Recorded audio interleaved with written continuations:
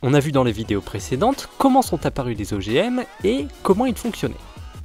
Aujourd'hui, place aux travaux pratiques, on va tenter de fabriquer un OGM.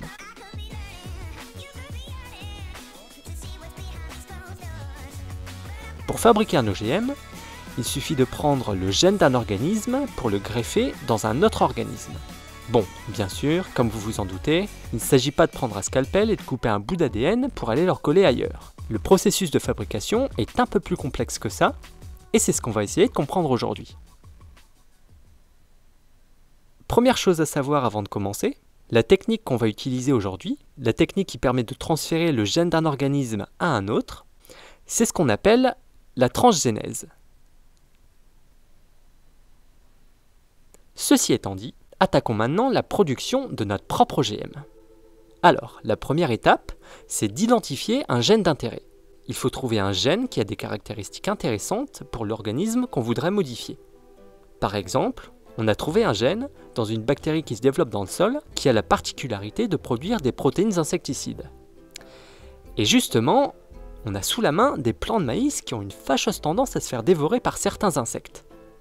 Du coup, si on arrivait à transférer le gène insecticide de la bactérie dans ce plant de maïs, il pourrait à son tour produire ses propres protéines insecticides, et les insectes qui s'aventureront à se nourrir de ces tiges se retrouveront foudroyés et morts. Ça peut le faire. Maintenant qu'on a identifié notre gène d'intérêt, on peut passer à la deuxième étape, c'est-à-dire extraire le gène d'intérêt de l'organisme dans lequel il se trouve. Dans notre cas, on veut extraire d'une bactérie le gène qui code les protéines insecticides. Pour ça, on va utiliser une enzyme de restriction qui a la capacité de couper l'ADN en des points précis. Donc grâce à cette enzyme, on peut isoler et extraire le gène producteur d'insecticides de l'ADN de notre organisme donneur. Maintenant qu'on a isolé le gène qu'on voudrait greffer, il faut le multiplier. Avec un seul gène, on ne peut rien faire. On a besoin de plusieurs milliards de ce gène pour espérer pouvoir le transférer à un autre organisme. Troisième étape donc, démultiplier le gène d'intérêt.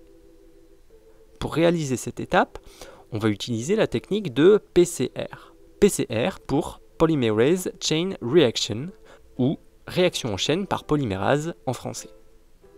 Ça va nous permettre de dupliquer en très peu de temps et en très grand nombre notre séquence d'ADN. Il n'y a qu'à mettre notre gène d'intérêt dans une éprouvette, mettre notre éprouvette dans une machine PCR, qu'on appelle aussi thermocycleur, d'appuyer sur ON, de patienter un petit peu, et en moins d'une heure, pendant laquelle notre séquence d'ADN sera soumise à des dizaines de cycles thermiques de chauffage et de refroidissement, on a réussi à réaliser plus d'1 milliard de copies de notre unique fragment d'ADN. Maintenant, il ne nous reste plus qu'à greffer ces gènes à l'organisme dont on veut modifier les caractéristiques. Quatrième étape donc, transférer le gène d'intérêt. Pour cela, il y a plusieurs méthodes, et les deux principales sont la transgénèse par Agrobacterium tumefaciens et la transgénèse par Biolistic. Essayons les deux. Commençons tout d'abord avec la transgénèse par Agrobacterium tumefaciens.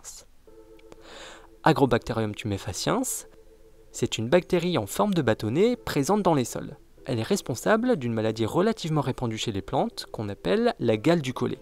C'est une maladie qui peut se transmettre quand les plantes sont blessées.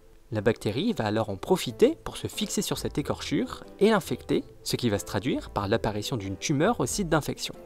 Là où ça devient intéressant, c'est comment la bactérie transmet cette maladie. Grosso modo, la bactérie, elle ressemble à ça. Et son atout, c'est ce petit cercle en son centre. C'est le plasmide PTI. Il a la capacité de transférer le gène qu'il porte à un autre organisme, et ce, de manière tout à fait naturelle. Le gène qui se trouve dans ce plasmide répond au nom d'ADNT, et c'est lui qui, en se greffant sur le génome de la plante, va faire apparaître la tumeur. Dès qu'on a connu la capacité de transfert de gènes de la bactérie Agrobacterium tumefaciens, on a très vite réalisé les opportunités que ça pouvait offrir. Il suffisait juste de détourner légèrement le mécanisme pour pouvoir créer nous-mêmes des OGM. On n'a eu qu'à remplacer l'ADNT, qui est le gène donnant la gale du collet, avec un autre gène qu'on aurait choisi et qui donnerait les caractéristiques qu'on souhaiterait voir apparaître. On va donc de notre côté remplacer l'ADNT par le gène codant les protéines insecticides et contaminer un plant de maïs avec cette bactérie Agrobacterium tumefaciens modifiée. Il ne reste plus qu'à récupérer des cellules sur la plante contaminée, puis à cultiver cet amas de cellules dans un milieu sélectif afin de pouvoir extraire seulement les cellules qui ont bien intégré le transgène. Ensuite, on cultive ces cellules portant le transgène dans des conditions permettant la régénération complète de la plante, et nous voilà avec notre premier plant de maïs OGM qui, en produisant ses propres protéines insecticides, peut désormais résister aux attaques des ravageurs. Retentons la même expérience avec une autre méthode, la biolistique. Elle consiste à propulser le gène d'intérêt directement dans les cellules grâce à un canon à particules. On enrobe d'ADN des microparticules d'or ou de tungstène de la taille d'un micron, qu'on projette ensuite directement dans les cellules à très grande vitesse. Ces microbilles vont alors traverser la membrane de la cellule, puis son noyau, pour en fin de course se greffer à l'ADN des chromosomes.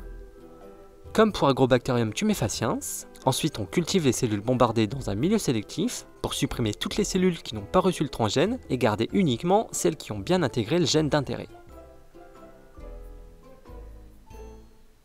Voilà, félicitations, vous savez maintenant comment on fabrique un OGM. Bon, après, Agrobacterium et la biolistique, ce sont les deux techniques les plus courantes. Mais il y en a d'autres, comme par exemple la transgénèse par micro-injection, qui consiste à introduire directement l'ADN et le gène d'intérêt avec une aiguille microscopique.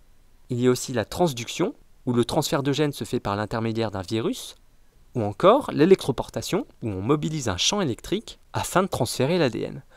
Enfin, actuellement, on va encore se développer d'autres techniques qui révolutionnent en quelque sorte la manière de fabriquer des OGM.